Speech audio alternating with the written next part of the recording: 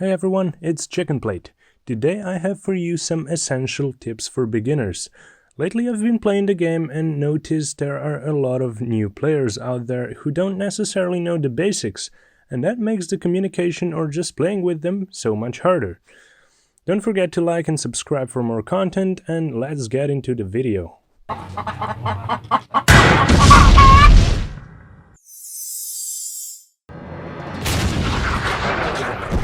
Firstly, let's go through the controls that are very important, as Hell Let Loose is a tactical game. That means that the communication is key if you want to play effectively. Hold C for squad voice chat. You know, it's working when your name is popping up at the left side of your screen colored green. X for command chat. That comes in useful if you're an officer. Your name will pop up in orange color, but if you're a beginner, please stay away from officer role for a bit. And V is for proximity voice chat, which means everyone that is close to you can hear you. Your name will pop up in white. You'd, for example, want to use this when you're calling for a medic. In case you don't have a microphone, at least type in chat. The keys for that are K for team chat and L for squad chat. First thing you need to know about capturing points in Hell Let Loose is that the speed with which the points get captured is constant. It doesn't change with more people in the point or something like that. It will always take 2 minutes to capture a point. The capture area for the point is not just the black circle directly on the point. You're capturing the point if you are in one of the 4 big squares around the point. But the people in the circle have double the capture power of those that are only in the squares and far from the point. Let's quickly go through all the roles. Squad leader or officer is the head of the squad. He communicates with other squad leads and the commander via command voice chat in order to know where to move his squad. As a squad lead, you're in charge of placing garrisons and outposts that work as spawn points. On the garrisons, your whole team can spawn, on the OPs, only your squad. To make a garrison, you will need supplies from your support. And remember, you can only place garrisons in blue fields of the map for now, as well as they must be at least 200 meters away from each other. Around each point you have already captured, that's a suggestion, there must be at least 2 garrisons for you to be able to redeploy back to defend if the enemy starts pushing hard. If there are no defensive garrisons on the map, you as a squad lead have to make them. Head there with your support and place them.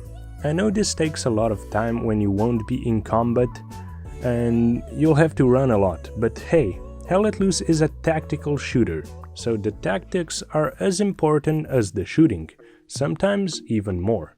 As far as the commander role goes, I would advise you not to play it until you're at least level 40, because in order to be a good commander, you need to know all the aspects of the game really well. If you want to know more about this role, check my video on it, where I went through all the things concerning the gameplay of a commander. As an automatic rifleman, you'll have the ability to engage the enemy at longer ranges, but you've got an automatic weapon, which means close quarter combat shouldn't be a problem either. As a support, you must work closely with your squad leader, so you two can establish garrisons as your squad leader needs your supplies to be able to make a garrison. You can also drop down your supplies when building nodes with engineers or for fortifying the point. Assault is made for pushing towards enemy troops, as you've got 2 smoke grenades and 2 frag grenades as well as a semi-auto or fully automatic weapon. Medics are in charge of picking people up. If you want to be loved by your entire team and have some hilarious interactions with wounded soldiers, that's the role for you. The engineers are supposed to build nodes, which are an essential part of the game as they produce resources for your commander to use on airheads, spawning tanks or placing bombing runs, for example. As an engineer, you also build defensive structures if your squad is defending. That can make the point way harder to take. In case any tanking crews need repairs, you should assist them if you're close, as tanks can mean the difference between winning or losing. Next one is the machine gunner. You're the one laying down suppressing fire to keep the enemy's heads down. You should find a good spot behind your troops so you can cover them while they advance forward. As an anti-tank, you have the task of destroying enemy armor.